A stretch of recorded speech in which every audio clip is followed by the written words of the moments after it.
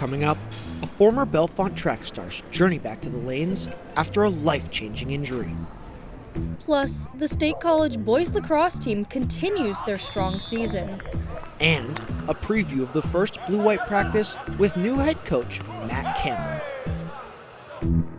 Hello and welcome to After the Whistle. Our crews traveled all around District 6 and Center County to bring you coverage of high school baseball, softball, and lacrosse. I'm Bronwyn Leiber. And I'm Owen Camaros. We'll also take a look at Penn State's spring sports and hear the latest on Penn State football. All that and more right here on After the Whistle.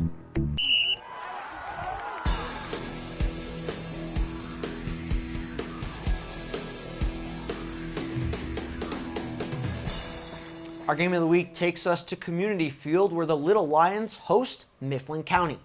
Starting off in the bottom of the fourth, where the Huskies infield turns a 5-4-3 double play to keep the game scoreless. Both teams only had 2 hits combined. Up until this point, a real pitchers and defensive battle. State College would break the deadlock in the bottom of the 5th as Alex Rocco squares up and lays down a beautiful bunt to get a run home. Surprised the runner didn't slide there. Very next batter, Cooper Salvato lays down a bunt of his own and brings in one more run. Here's the play.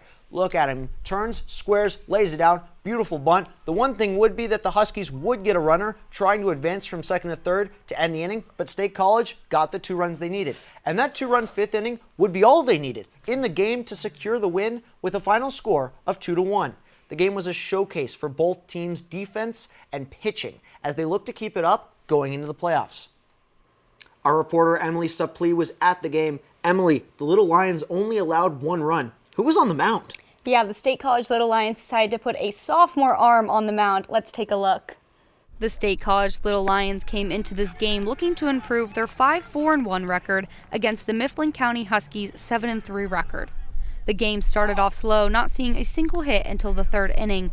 However, the Huskies weren't allowed their first hit until the top of the 4th.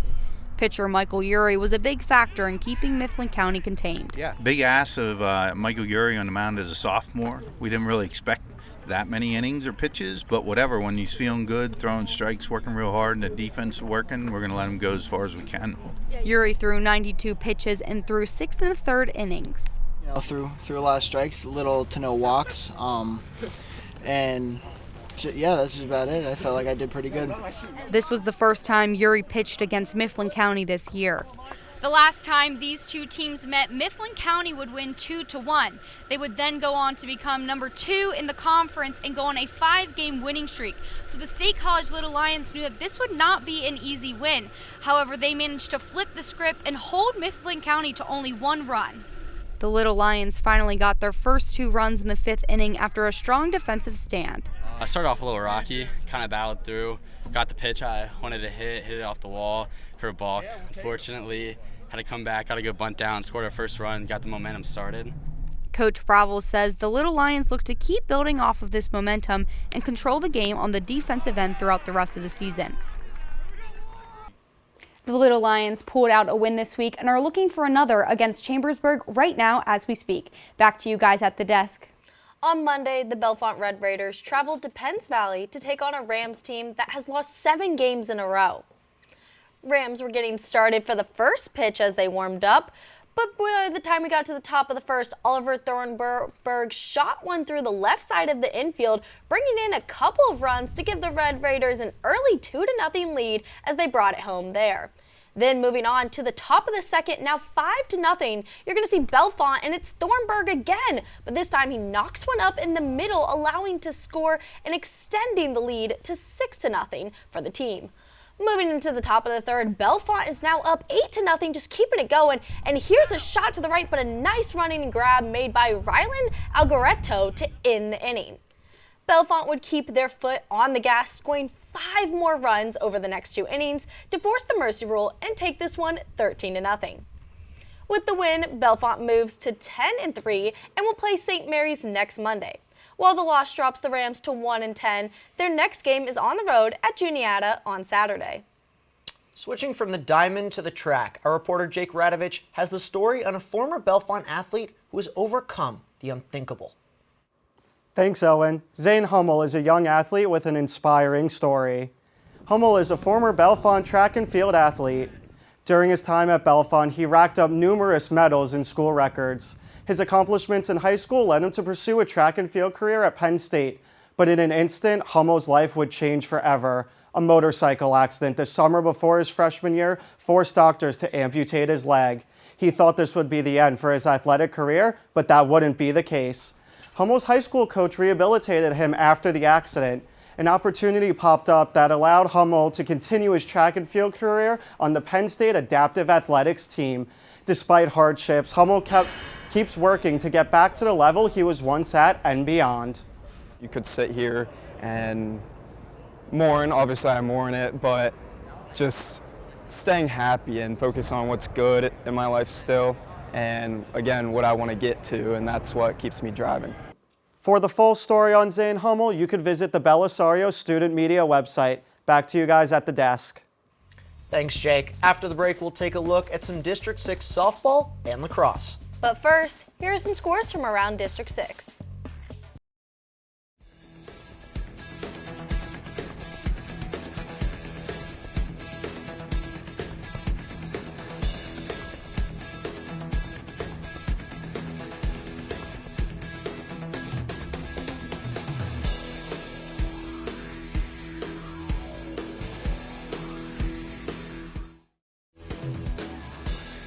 District 6 action continues to get closer to the postseason.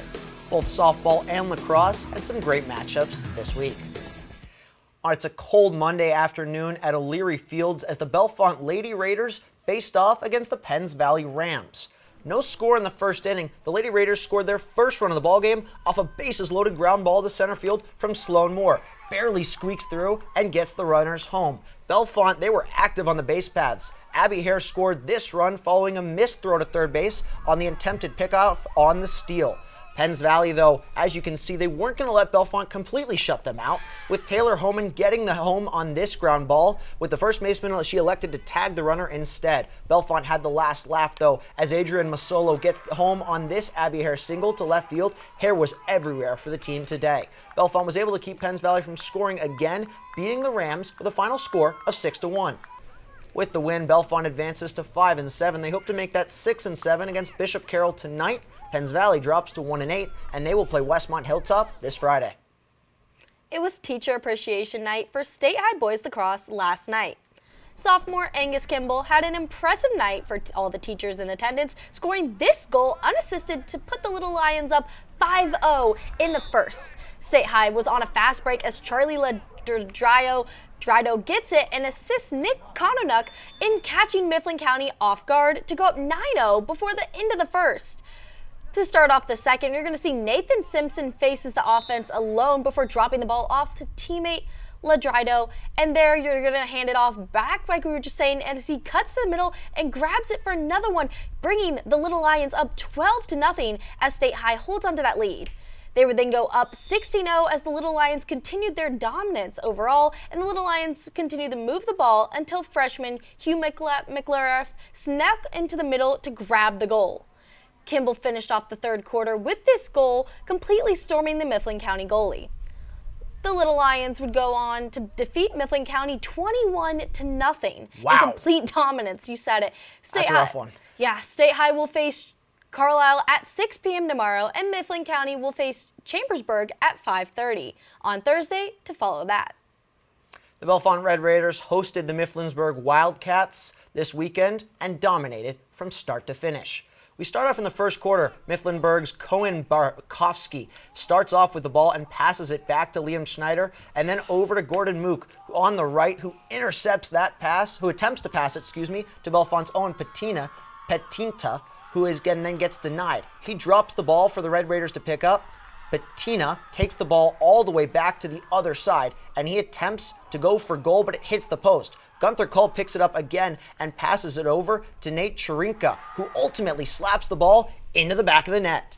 Back at the Wildcats net, Nash Weaver now, he's going to take the ball and take his time. He passes it over to Aiden Reed. It's Gunther Cole again, who makes an easy shot from behind the Mifflinburg goalkeeper.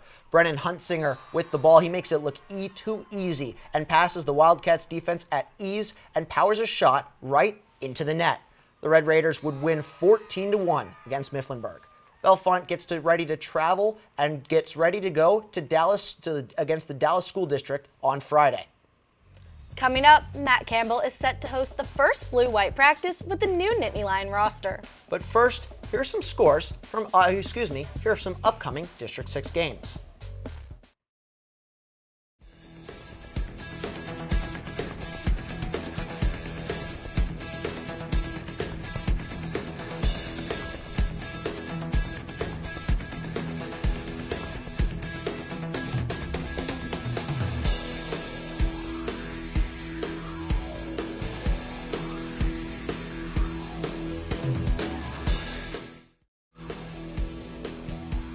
Football will return to Happy Valley this weekend. And with a whole new program to show off. The annual spring game is slated for Saturday, and our reporter Kennedy Rivers has the latest at Beaver Stadium. Kennedy, how's it looking out there? Penn State will get their first glimpse into the Matt Campbell era this Saturday at the Blue and White game. The game will be hosted here at Beaver Stadium. However, things may look a little different. The game will be an open practice format as opposed to the scrimmage in the years past.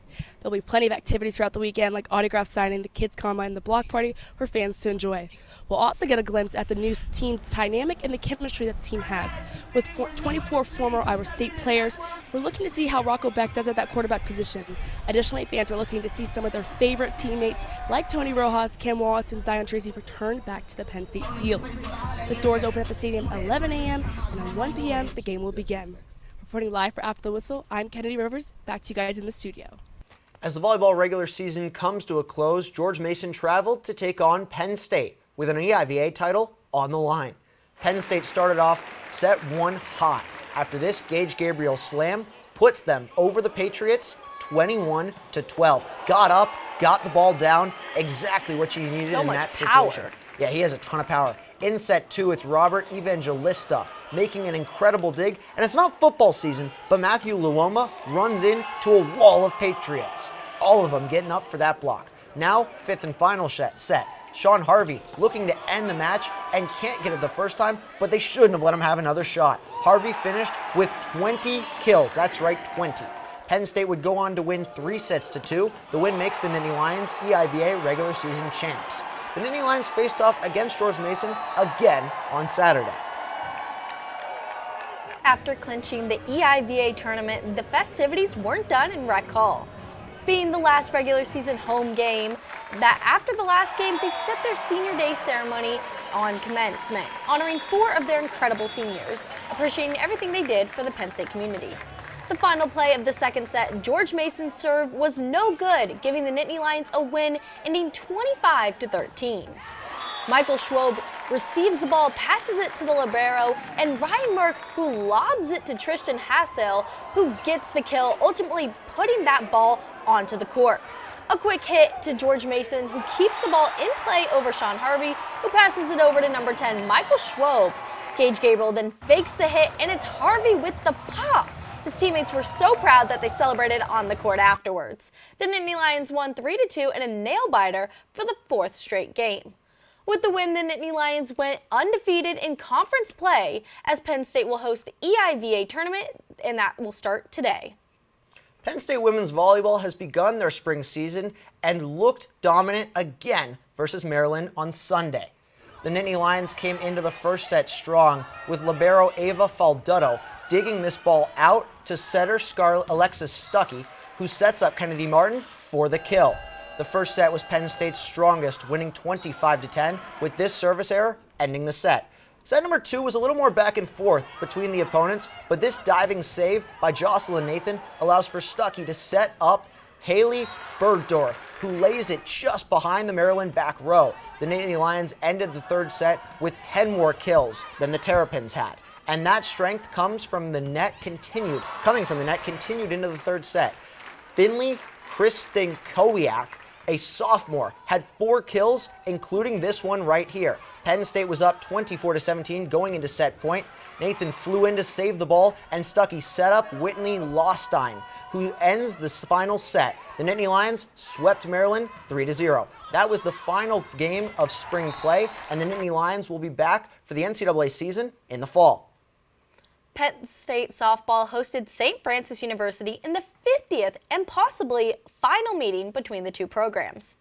Penn State players giving some dab-ups and excitement before the first pitch as we get started here. We'll start off in the second inning with a deep drive to center field by Natalie Lido, who delivers a 2-run homer to put the Nittany Lions in the lead as they round the bases. Next up, Madison Seidel is at the plate now, and she takes a big cut to send that ball into left field for another 2-run homer, copying the previous play, extending the Penn State leads to double digits. Already leading 10-0, you're going to see Kara Bonner now step up as she gets into this pitch and powers it to right field for the Nittany Lions' third 2-run dinger of the game, giving Penn State an even bigger advantage in the 4th inning. The Nittany Lions didn't have to hold on to the lead for long as they cruised to a 5-inning, 12-0 victory.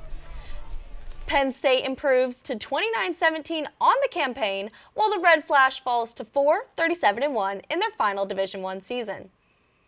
Penn State baseball welcomed Rutgers for a Big Ten matchup Friday evening.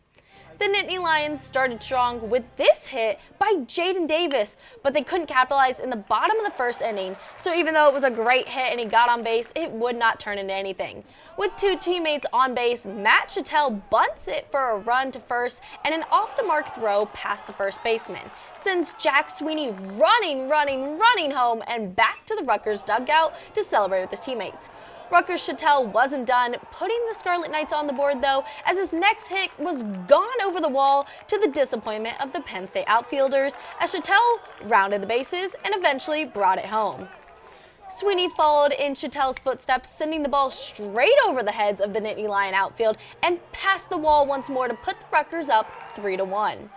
The Scarlet Knights won the matchup 13-11, and Penn State is now 4-12 in the Big Ten. Penn State continued the series versus Rutgers at home on Sunday for the Nittany Lions' birthday party, where they pulled out a 14-13 victory. Yeah, Penn State baseball would continue their season on Tuesday against Bucknell for their Dollar Dog Night. Bottom of the 1st, it's Jaden Davis who skies this one, as you can see back, and it's over the center field wall. Lions lead 1-0. Now let's go over to the 3rd. Listen to that crowd pop. It was a great crowd out there as Davis is going to take his slow trot around. He's been fantastic. Over to the 3rd now. Jack Porter bloops this just out of reach from the shortstop, and that's just deep enough to bring in Michael Anderson. Penn State up 3-0. I was at the game. Those dogs were amazing, but the baseball was even better. Yeah, pitcher Mason Horvat getting ready for this inning. But now it's Bucknell's turn. Ty Lagoni launches it deep over the wall. Center fielder Maddox McDonald catches it, but it's deep enough for Deacon Brown to tag. Penn State, though, still leads 4-2. Bottom of the 5th, Penn State heads up. Avery Smith drops in a single to score Porter. Penn State would score 5 runs in the 5th to hold on to the 9-7 victory. The Nittany Lions will return to Big Ten play this weekend at Oregon. An exciting week of action across Center County. Yeah, our reporter Chase Fisher has the best plays of the week. Well, Owen, we had a few plays that stood out above the rest this week. At number 3, Angus Kimball says, "Forget teammates, let me take it from here," scoring an unassisted goal for State High. At number 2, the Mifflin County infield turns this 5-4-3 double play to escape the 4th inning against State High. And our top play, Penn Valley's Rylan Allegretto makes this running catch to rob Bellefonte of an extra base hit and to shut the door in the 3rd inning. Those were our top 3 plays of the week. Back to you guys, and happy Earth Day. That's going to do it for us this week on After the Whistle. Tune in next week as we close out our spring with our wrap-up show. I'm Owen Cameros. And I'm Bronwyn Leiber. We'll see you next week right here on After the Whistle.